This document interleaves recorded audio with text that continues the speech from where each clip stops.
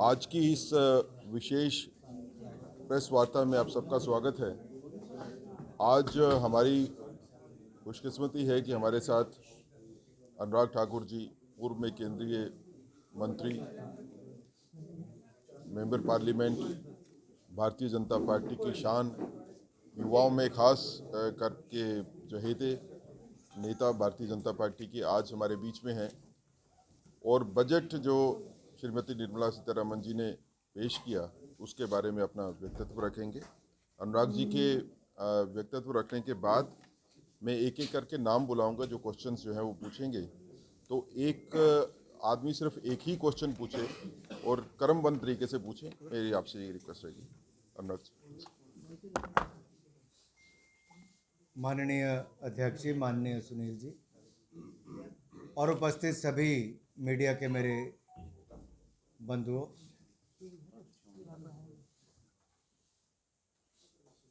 हाल ही में माननीय निर्मला सीतारमण जी ने वित्त वर्ष 2025-26 का बजट देश के सामने पेश किया और हम कह सकते हैं ये बजट भारत को विकसित भारत बनाने की दिशा में ले जाने के लिए बहुत अहम रोल अदा करेगा।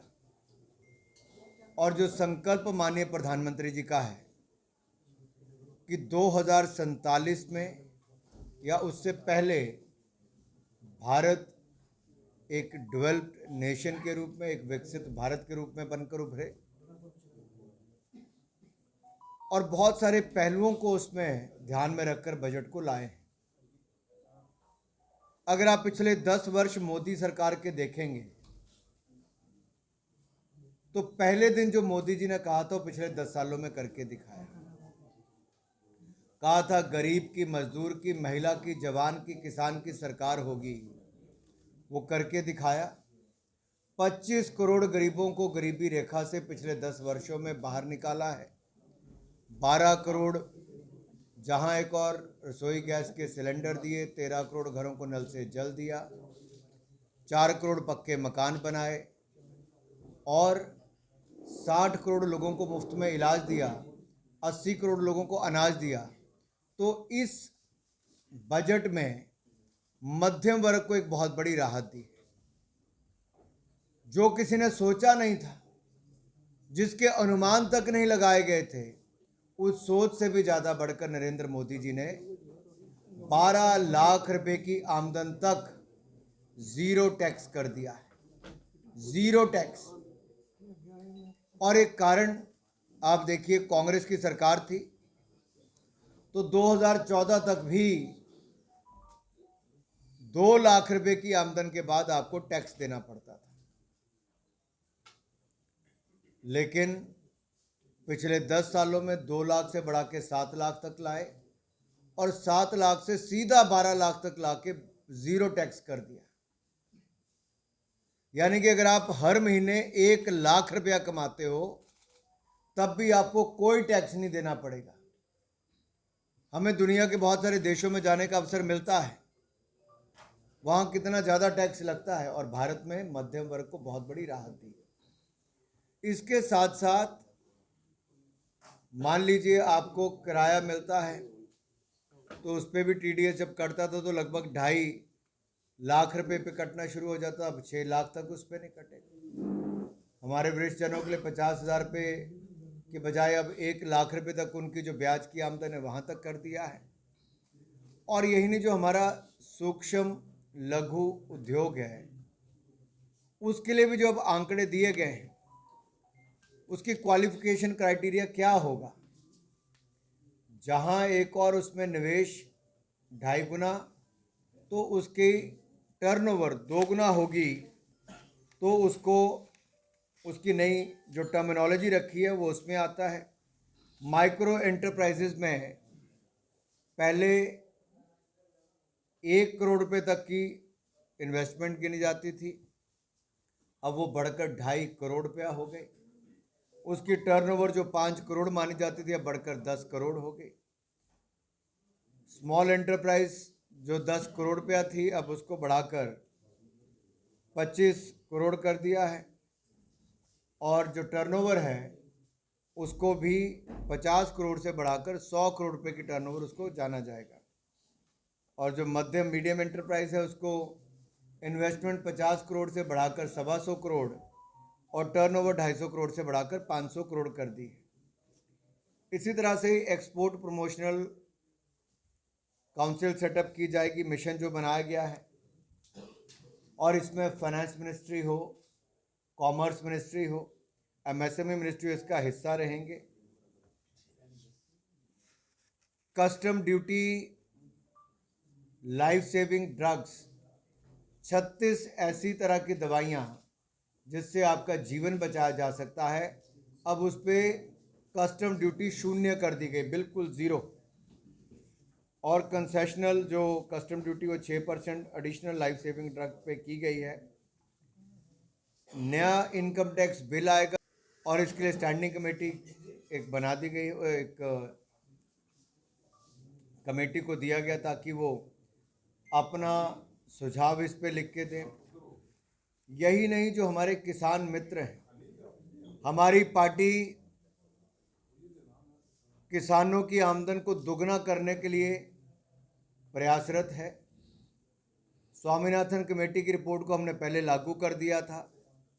1.5 गुना दाम हम अभी भी देते हैं। कांग्रेस के मुकाबले दुगनी से ज़्यादा हमने खरीद की, दुगनी से ज़्यादा हमने दाम दिए हैं। और मैं कहूं कि 10 लाख में कांग्रेस ने 5.5 लाख करोड़ का एमएसपी पे खरीद की, तो भारतीय जनता पार्टी की सरकार ने 18,80,000 करोड़ रुपए की खरीद की, जो 3 गुना से ज़्यादा है। लेकिन अब एक और जो बड़ी राहत यहाँ पे किसानों को दी गई है, जहाँ किसान क्रेडिट कार्ड से आपको 3 लाख रुपए तक मिलते थे, अब वो आपको 5 लाख रुपए का ऋण मिलेगा। और साथ ही उसमें सबसे बड़ी बात क्या है कि मान लीजिए आपने 5 लाख रुपए का ऋण लिया और आपको 7% ब्याज लगता है। पहले तो ये ब्याज बाकी सेक्टर से कम है। आप समय पे पैसा वापस कर दो तो आपको इंटरेस्ट सबवेंशन मिलती है 4% की, तो आपको ब्याज मात्र 3% रह जाता है। कुछ भाजपा शासित राज्यों में वो 3% पे भी छूट है और वो कई जगह ज़ीरो रह जाता है। तो आप सोचिए, किसान को 5 लाख रुपए तक का ऋण अब इसके माध्यम से मिलेगा। और हमने दालों के क्षेत्र में आत्मनिर्भर भारत बनाने के लिए 3 दालें ऐसी जिन पे हर तरह के आपको मदद की जाएगी ताकि हमें विदेशों पर निर्भर ना रहना पड़े। और हमारा जो प्रधानमंत्री धन धान्य कृषि योजना है, उसमें भी लगभग 1,70,00,000 किसानों को देश के 100 ज़िलों में लाभ मिलेगा। जैसे हमने एस्पिरेशनल डिस्ट्रिक्ट को चुना था, ऐसे हमने वो चुना जहाँ पे उपज जो है वो थोड़ी कम होती है, मध्यम होती है या बिलो एवरेज होती है, तो उसको और बढ़ावा देने का हम काम करने वाले हैं। हमारे इकॉनमी में गिग वर्कर्स जो असंगठित क्षेत्र के हैं, उनका एक बहुत बड़ा रोल बढ़ गया, उनका काम बढ़ गया है। लेकिन साथ साथ ही उनके पास सुविधाएं कोई बहुत ज़्यादा नहीं। तो हमने कहा कि अगर आप ई श्रम पे अपने आप को रजिस्टर करेंगे तो 1 करोड़ गिग वर्कर्स को अब 5 लाख रुपए का इलाज बिल्कुल मुफ्त मिलेगा पीएम जन आरोग्य योजना के अंतर्गत। ऐसे ही आपको याद होगा, स्वनिधि योजना हम लाए थे कोविड के टाइम पे। रेडी पटरी फड़ी पे जो अपना व्यापार करते हैं, काम चलाते हैं, जिनके पास अपनी दुकान नहीं है, उनको 10,000 रुपये हम मोदी सरकार के माध्यम से देते थे और वो समय पे पैसा वापस करें और डिजिटल पेमेंट करें, लेन देन करें, तो उनका इंटरेस्ट भी माफ़ कर देते थे। अब कई लोग 10,000 से बढ़ के 20,000, 20,000 से बढ़ के 30,000, 50,000 उनका पैसा मिल गया है। अब ग्रामीण क्षेत्र में भी स्वनिधि योजना का लाभ मिले, वो भी हम करने वाले हैं और 10,000 से बढ़ाकर इसको भी 20,000 कर दिया गया है। साथियों, यही नहीं, जो हमारे स्टार्टअप्स हैं, इनके लिए गारंटी फी जो है उसमें भी 10 करोड़ से बढ़ाकर 20 करोड़ कर दिया है। 1% इनको जो लोन लेने के लिए। और अगर आप देखें मोदी सरकार की स्टार्टअप योजना के अंतर्गत जहां भारत पहले कहीं नहीं होता था, आज 1.5 लाख से ज़्यादा हमारे यहाँ पर स्टार्टअप्स हैं, 117 से ज़्यादा यूनिकॉर्न्स हैं और दुनिया का तीसरा सबसे बड़ा स्टार्टअप इकोसिस्टम आज भारत बनकर तैयार हुआ। और ये नई योजना के माध्यम से जहां क्रेडिट गारंटी कवर इनको मिलेगा, उसका लाभ अब स्टार्टअप्स को 10 करोड़ की बजाय 20 करोड़ तक, यानी कि उनकी क्षमता को और बढ़ाने का काम किया जाएगा। माइक्रो स्मॉल मीडियम एंटरप्राइज, जिसको आप लघु सूक्ष्म उद्योग कहते हैं, उनको भी बढ़ाकर हमने 5 करोड़ से 10 करोड़ कर दिया है। अब 1.5 लाख करोड़ रुपए का 1.5 लाख करोड़ रुपए उपलब्ध इनको होंगे सूक्ष्म लघु उद्योग को अगले कुछ वर्षों में उनको, यानी कि और ज़्यादा पैसा मिलेगा अपना व्यापार, अपना कारोबार बढ़ाने के लिए। जो अच्छे एक्सपोर्ट एमएसएमईज हैं, जो निर्यात करती हैं, उनको अब टर्म लोन 20 करोड़ रुपए तक मिलेगा। और एमएसएमई सेक्टर का मैंने आपको पहले बताया कि उनका दर्जा भी बढ़ा दिया गया कि इन्वेस्टमेंट उनकी 2.5 गुना और उनका जो टर्नओवर है उसको दुगना। तो उनकी वो श्रेणी कैसे सेम रहेगी, लेकिन उनकी क्षमता को बढ़ाने का काम। एक जो आपको बड़ी विशेष बात मैंने बतानी है, एमएसएमई के लिए हमने कस्टमाइज क्रेडिट कार्ड भी रखे हैं, जहां 5 लाख लिमिट माइक्रो एंटरप्राइजेस के लिए है, जो उद्यम पोर्टल पर अपने आप को रजिस्टर करेंगे, और 10 लाख ऐसे कार्ड्स इशू किए जाएंगे उद्योगों को। फंड ऑफ फंड्स स्टार्टअप्स के लिए हम शुरू करने वाले हैं, जिसमें 10,000 करोड़ रुपया दिया जाएगा। महिला, अनुसूचित जाति और जनजाति, इनके लिए जो फर्स्ट टाइम एंटरप्रेन्योर्स है, जो पहले टर्म के जो व्यापारी होंगे, उनको 5 लाख रुपया दिया जाएगा। 5 लाख ऐसी महिलाओं, SC ST को 2 करोड़ रुपए तक टर्म लोन अगले 5 साल में दिया जाएगा, ताकि वो अपना काम व्यापार शुरू कर सके।